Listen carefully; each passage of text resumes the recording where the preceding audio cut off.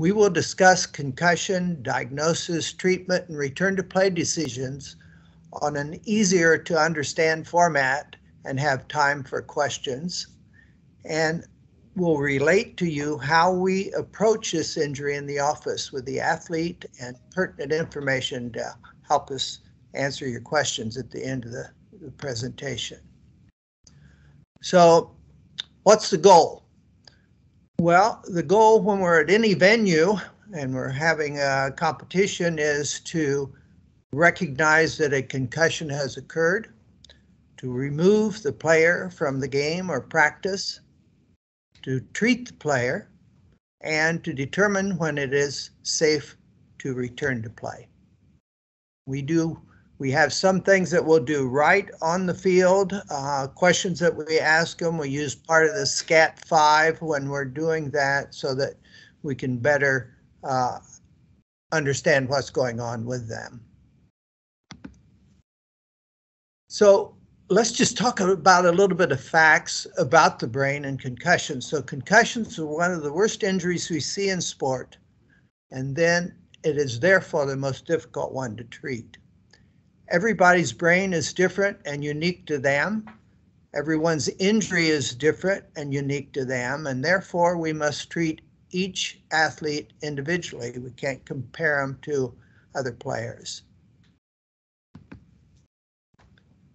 We don't reach brain maturity until we're about mid-20s. So the younger the patient, the more prone they are to the initial concussion and possibly to one causing more permanent injury or to a recurrent concussion, and it takes them longer to recover. So if we're going to talk about concussion, we need to know what a concussion is. And that's one of the questions I ask the student when I see them, ask them if they think they had a concussion and what is a concussion. So the brain is the most complicated organ in the body, and therefore we know less about the brain than any other organ. Concussion in sports really has a high profile in the media, as you know. Over this last couple of months, the NFL has been a lot of questions about concussions. So over the years, the last 15 years, there's just been millions and millions of dollars spent on research, and this has really increased our knowledge, allowed us to make some recommendations for changing the games, and really give us a better idea of what's going on in the brain. So things that affect the brain, like concussion, because concussion is such a complicated thing, probably have a complicated definition, and it does. So we must use the definition of concussion to make the diagnosis.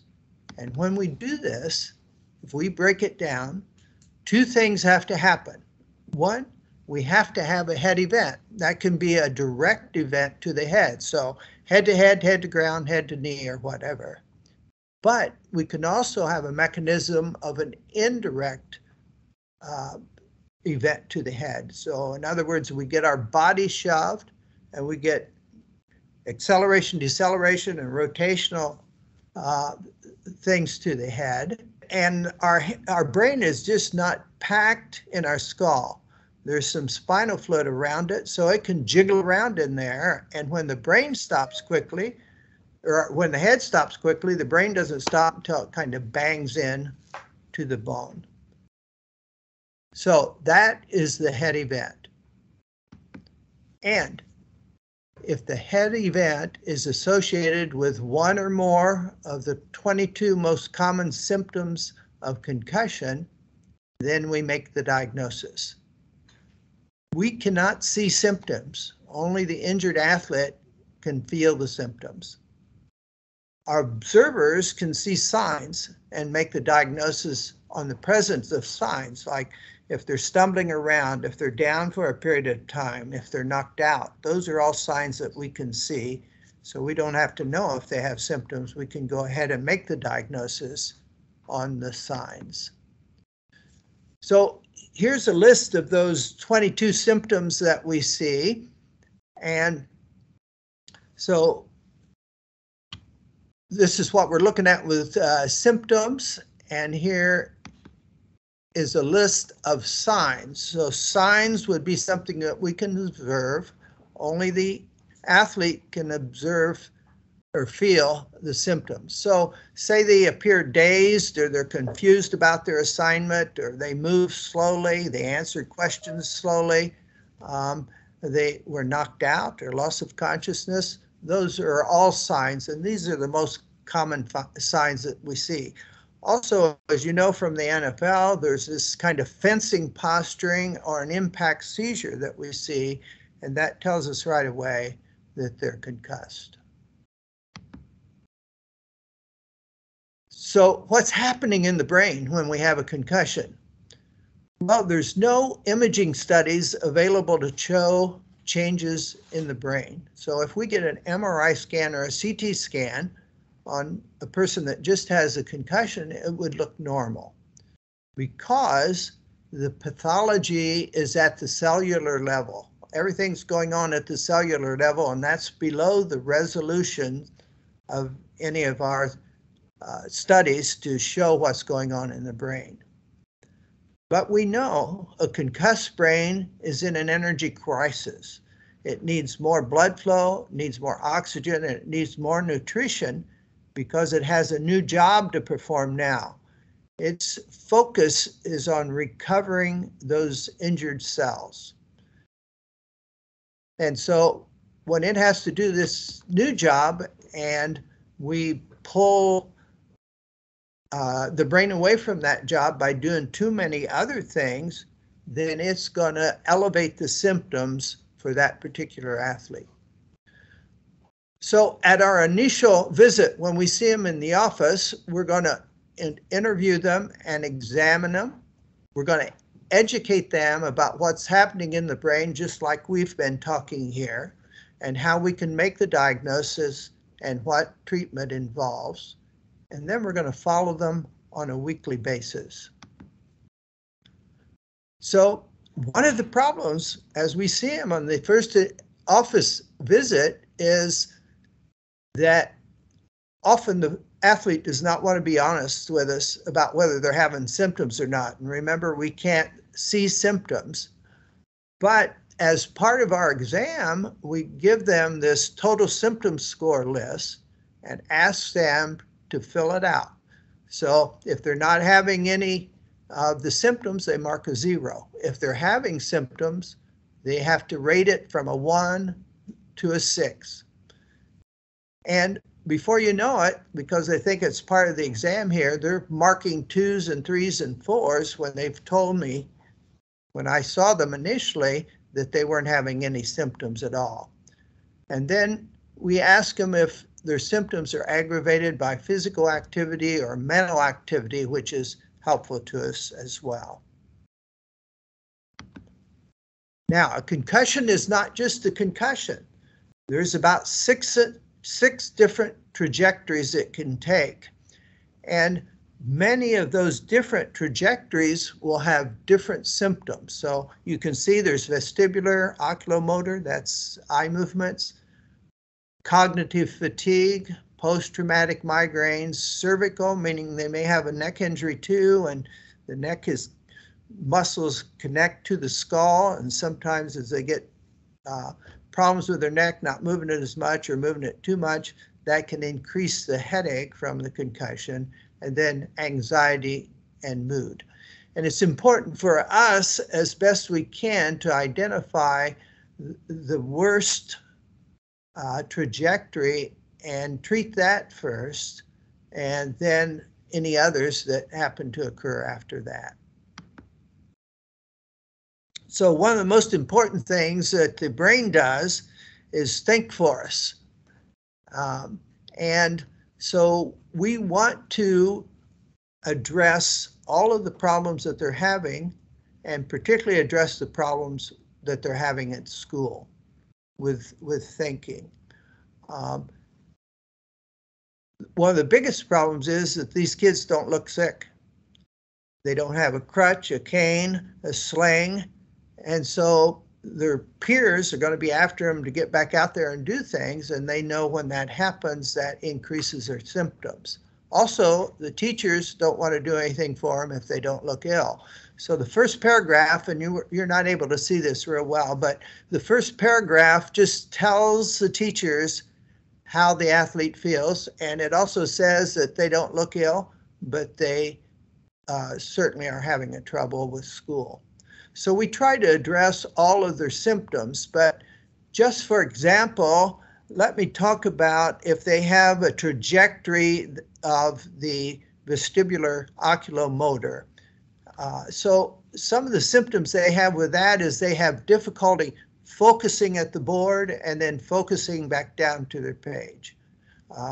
They may have trouble when they're reading. They'll get to the end of the line and they'll come back. They're on the wrong line and it doesn't make any sense to them. They may be adverse to being in a crowd because there's a lot of movement around it and the brain's a little confused about what's going on around them.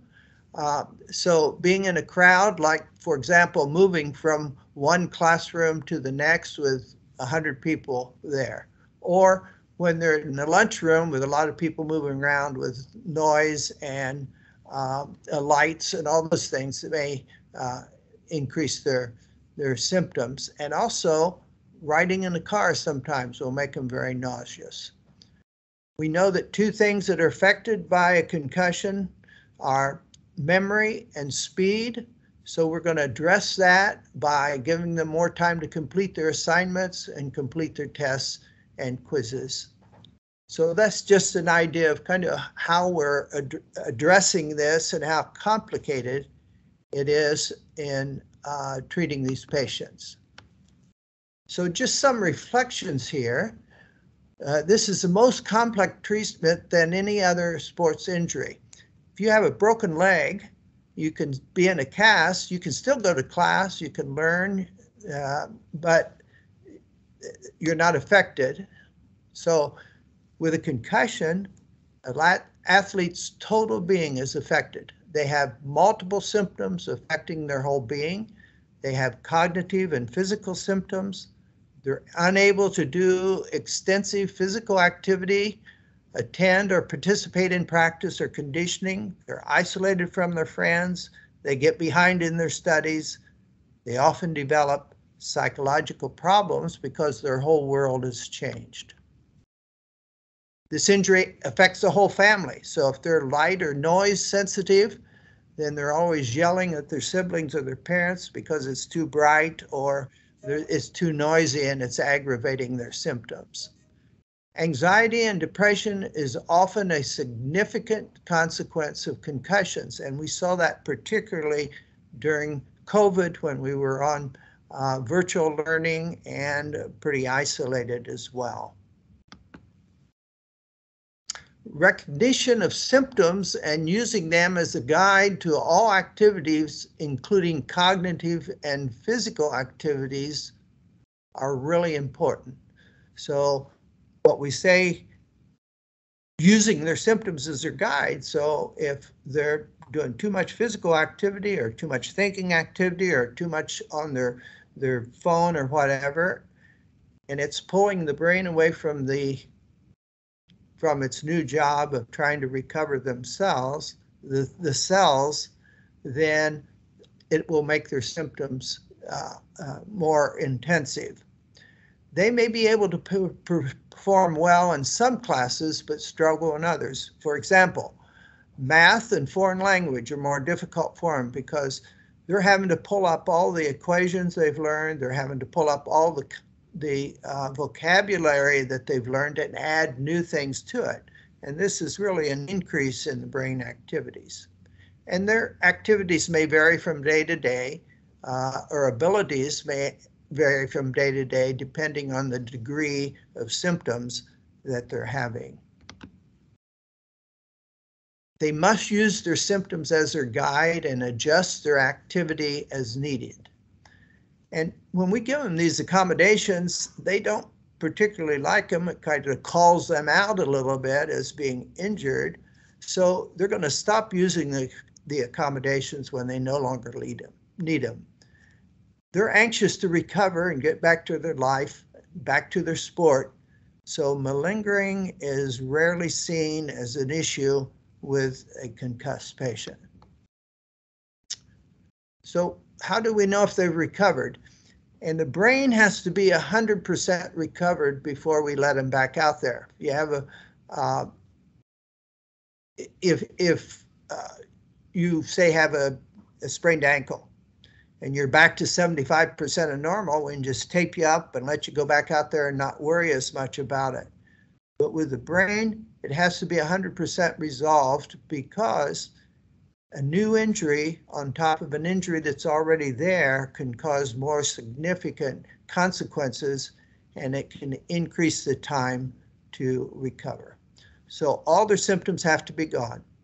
Their neurologic examination has to be back to normal, because there's some things we can see on the neurologic examination, even if they tell us they don't have symptoms. Their thinking or their cognitive status has to be back to normal, and we compare that to how they did in their grades before their concussion. And then the last thing, they must pass a return to play protocol conducive to their sport and be in a full practice without recurrent symptoms, supervised by their athletic trainer. So really 4 steps that have to happen before we can say they're completely recovered. So what's new? Well, the best thing we could have on the field is a test where we could right away look at it and do it and say, yes, there's a concussion there. Now, there are biomarkers that are being investigated. So for example, a blood biomarker where we could draw blood right on the field and within a few minutes could have the results of that, showing things that have been released in an injured brain. Unfortunately, there's not that much released with just a concussion. Now, if we have a more serious injury, then we see a lot of that just on a blood test. But we really do not have that one objective test. So we're still diagnosing it on the basis of signs and symptoms. There is major research going on, and we're learning more and more during this time about what's going on, so it helps us as well. Entrepreneurism is still a problem for us. So we have people that think, well, or develop something and say, well, this is going to help protect you from having a concussion. For example, we know that helmets for football are the most sophisticated thing that we have, but we know that they will not protect you from having a concussion. They reduce the forces perhaps a little bit, but they cannot decrease the acceleration, deceleration, or rotational forces, which is a major problem with the brain. We know that that works because in racing, we use a Hans device, which kind of holds the helmet closer to the seat so they don't get so much of this acceleration, deceleration, and rotational forces.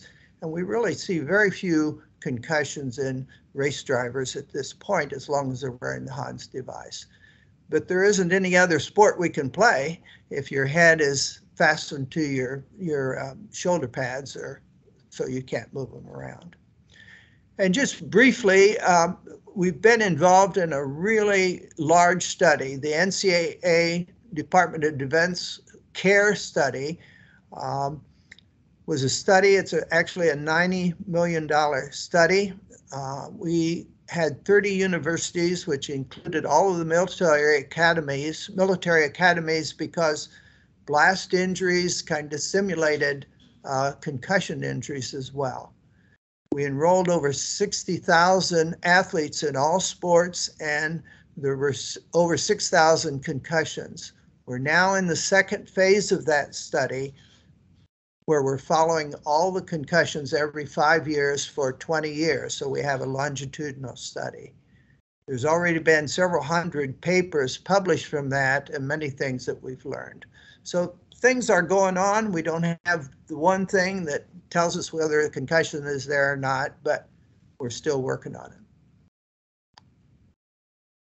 So I've tried to give you a little insight from the patient's perspective about concussions. And if you know a little bit more about how they're feeling, how they're doing, it makes it a little easier for you to understand, particularly for the teachers, and to help them out with that.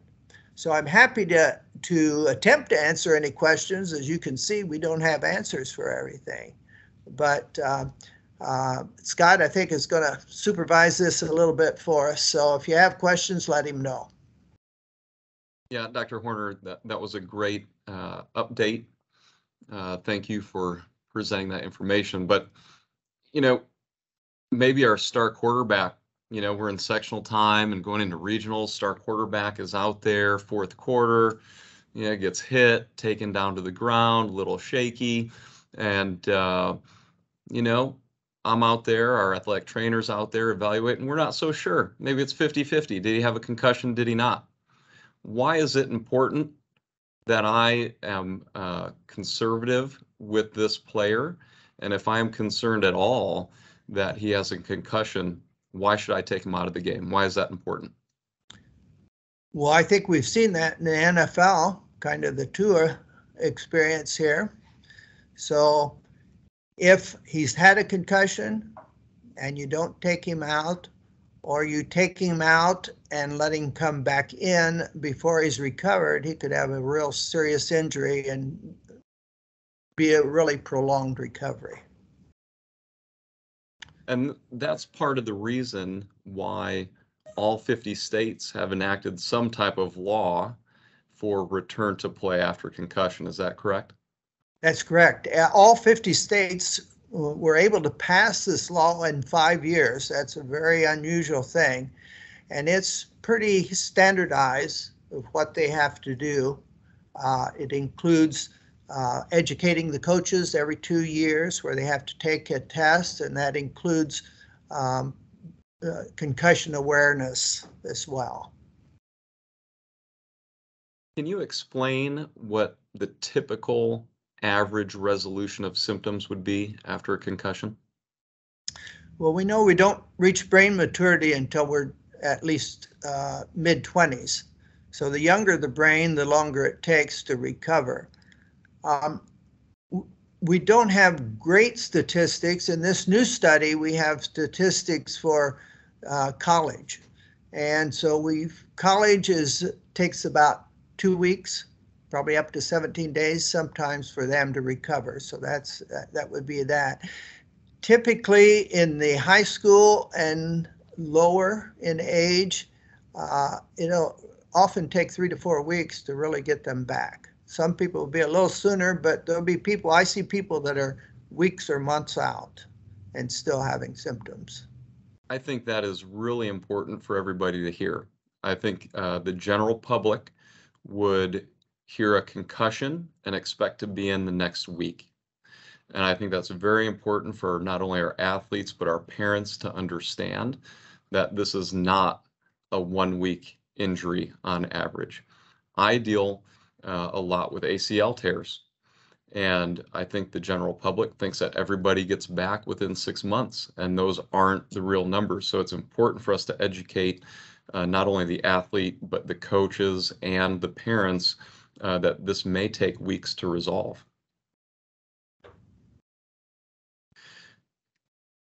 Dr. Horner, can you talk just a little bit about possibly the SCAT5 or the VOMS test on the sideline? And you already mentioned how there is not one single test, but in your experience, what have you found to be most useful? Yeah, so the SCAT5 kind of does several different things. It takes a little longer to do it. It takes about 10 minutes to do the whole SCAT5. So it tests memory and speed. It tests our balance. And we can determine by those things, as well as if they have symptoms, and get them off right away. If they have symptoms at all or cannot answer your questions, you know they're out. You don't have to do the whole SCAT5 there. You take them back to the locker room and then do it. So you're just making the decision that they're out. VOMS are, that's what we call vestibular oculomotor screening. That we've only known about that over the last 5 or 6 years. And So we have found in this major study that I discussed that it's one of the things, because we can see what's going on with that when we examine the patient. It's one of the things that is the most reliable, along with symptoms and signs, in our management of these patients. We test the eye movements, how their eye movements move, and whether it gives them symptoms of headache, dizziness, fogginess, or nausea. And we rate those from a 1 to 10 on it. So it's a pretty in-depth test. We don't use that so much on the sidelines at all, but once we get them to the locker room, we do all of those so that we can see what's going on and address each of the issues. Great. A few questions from the audience, and I just want to remind everybody, if you have a question, there is a chat function that you can click on, and you can just type a message, and then we'll be able to go through some of your questions. The first one is, what are your thoughts on the reliability or benefit of the King-Devitt test on the sidelines? Yeah, and we have looked at the King-Devitt test. It's an easy test for a person to not show you really what's happening with it. We see it's more reliable in younger, really young students or athletes, not so much as you get older, because you can fool the test. So we don't use it at all. It's been around for 30 years, but it's never been to the forefront and pushed by people to show that it really is helpful to us. Thank you. Another question has to do with, if an athlete has a collision and complains of a headache, can the parent determine that they are fine to return to play even though the athletic trainer wants to do an evaluation? No. The athletic trainer is in charge, okay? And if he says the student is out, the student is out. And that's important for the school, because if the parent says it's all right and you let them go back in and they're not, and they have a severe injury, then you're opening yourself up for a lawsuit. I 100% agree. I think we, as the medical team taking care of the athletes, if we have any concern, meaning the physician on the sideline, the athletic trainer on the sideline, we are the ones in charge. So if you are concerned and feel like that athlete should be pulled out of the game, they should be pulled out of the game. There should be no questioning your role for taking care of these kids.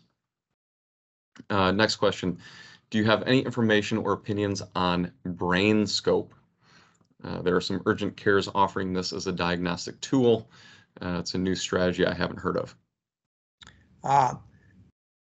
Don't spend your money or believe everything that's said. That's an entrepreneurial thing, okay? We don't have anything like that really works, but there's so much of that going on. Hyperbaric oxygen being included by some people, but these people are making huge amount of money on this, and they have no science behind it. Most of it's not even had any clinical trials. So yeah, unless we can see those things and look at the science behind it and know that they are important or they're reliable, then it's just again an entrepreneurial thing that's has no science behind it. We deal with that a lot in medicine, don't we? With things that are new to the market, that seem exciting, that seem the latest and greatest, that cost a lot of money, but aren't quite proven. So I tend to be one of the middle ground people. You never want to be a first adopter of things. This is probably going to be the last question. Are there any immediate actions following a concussion that a coach or athletic trainer can take to help speed up recovery or help with their symptoms?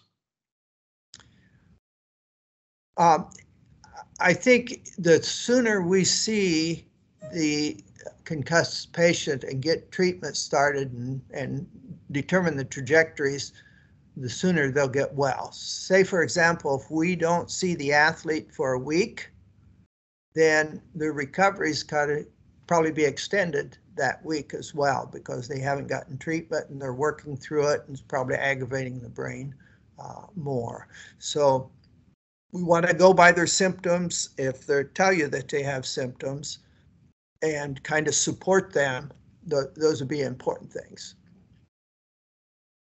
Okay, I'm going to combine a few of these questions. Last thing, they all have to do with rehabilitation following concussion. Years back, I think people were told sit in a dark room with no stimulation, don't get any exercise, trying to avoid all stimulation. Can you just explain briefly how that's changed and what are a few of the beneficial rehabilitation tools available for people? Yeah, so we used to shut everybody down, put them in a dark room.